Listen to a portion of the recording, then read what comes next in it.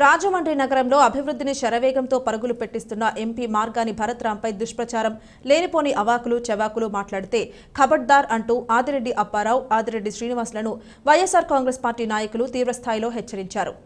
శుక్రవారం రాజమండ్రి ప్రెస్ క్లబ్లో నిర్వహించిన మీడియా సమావేశంలో వైసీపీ నాయకులు ప్రవీణ్ చౌదరి, కొల్లి వినయ్, బిల్డర్ చిన్న మాట్లాడుతూ వైసీపీ ప్రభుత్వం ఏర్పడ్డాక తొలి ఎమ్మెల్సీ పదవి తీసుకుని ఆనకు టీడీపీలో చేరిపోయిన అవకాశవాది అప్పారావు అని విమర్శించారు.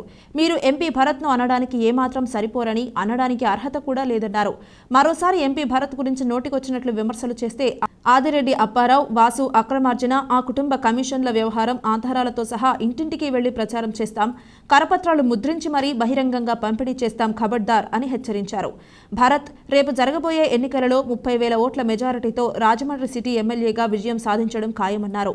వైసీపీ నాయకులు గారా చంటి, ఉప్పునూరి దుర్గాప్రసాద్, టేకుమూడి సూరిబాబు, ఉదయ్ రాణా పాల్గొన్నారు. ఇప్పుడు వస్తే అభయం అని చెప్పేసి మళ్ళీ ఏదో కొత్తగా నీకు టికెట్ ఇచ్చినట్టు మాట్లాడుతున్నావు. ఇక ఆల్రెడీ ఆవిడ నెగ్గినా నువ్వే పెత్తనం చేసావు, తండ్రి కొడుకులే. మళ్ళీ నేను కొత్తగా టికెట్ వచ్చినట్టు ఏదో జనాల ఉద్దేశం వచ్చేసింది, బాంబులు కాల్చేసుకొని టపాకాయలు కాల్చేసుకొని ఏదో అడవాడు చేసావు. నీకు చంద్రబాబు నాయుడు రాంగ్ సెలెక్టింగ్, అక్కడితోటే మీ పత్రం రాజమండ్రితోనే మొదలైంది. నీ క్యాండిడేట్లు ఎటువంటి సెలక్షన్ ఉందో. ఇంకా పవన్ కళ్యాణ్ విషయానికి వస్తే అతనికి 24 సీట్లు ఇచ్చిన 5 సీట్లు అనౌన్స్ చేసుకున్నాడు, క్యాండిడేట్ లేదు.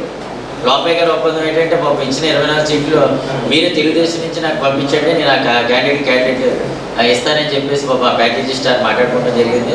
మరి వారి తండ్రి గారు మా వైఎస్ఆర్సీపీ పార్టీ నుంచి ఎమ్మెల్సీగా ఉండడం, మరి వారి సతీమణి గారు ఈ పర్యాయం ఎమ్మెల్యేగా ఉండడం, మరి వారి తల్లి గారు మరి మేయర్గా చేసినప్పటికీ మరి రాజమండ్రిలో ఎప్పుడు కూడా ఎటువంటి అభివృద్ధి కనిపించలేదు.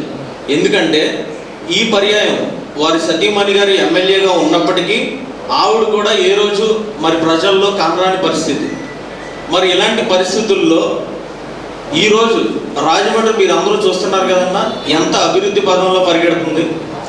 మరి ఆదిరెడ్డి వాసు గారికి ఎమ్మెల్యే టికెట్ అనౌన్స్ చేశారు. ఎమ్మెల్యే టికెట్ అనౌన్స్ చేసిన తర్వాత ఆయన ఏ ముఖం పెట్టుకొని వెళ్ళి నన్ను గెలిపించండి అని అడుగుతారు.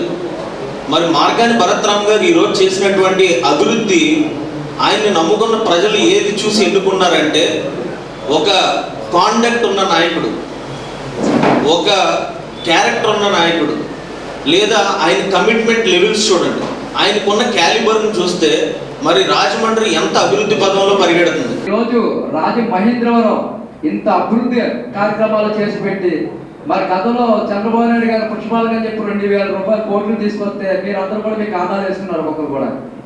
మరి అదే ఆదిరెడ్డి వాసు గారు అంటున్నారు మేము పుష్పాలుగా చేసామని ఇప్పుడు మన ప్రయోజనం చెప్పారు. ఇప్పుడు అసలు మీరు ఆ రోజు ఎమ్మెల్సీ వాదంలో మీ నాన్నగారికి రాష్ట్ర వ్యాప్తంగా ఒకే ఎమ్మెల్సీ వాదం ఇచ్చారు. ఆ ఎమ్మెల్సీ వాదం తీసుకొని మీరు మాట్లాడుతుంటే వైఎస్ఆర్సీపీ అందరూ కూడా దొంగలు అన్నారు. అంటే మీ బాబు పెద్ద గది దొంగ అయితే అందరూ దొంగలు అవుతారు, మీ బాబు దోచిందంతా అయితే అందరూ కూడా దోచినట్టే లెక్క.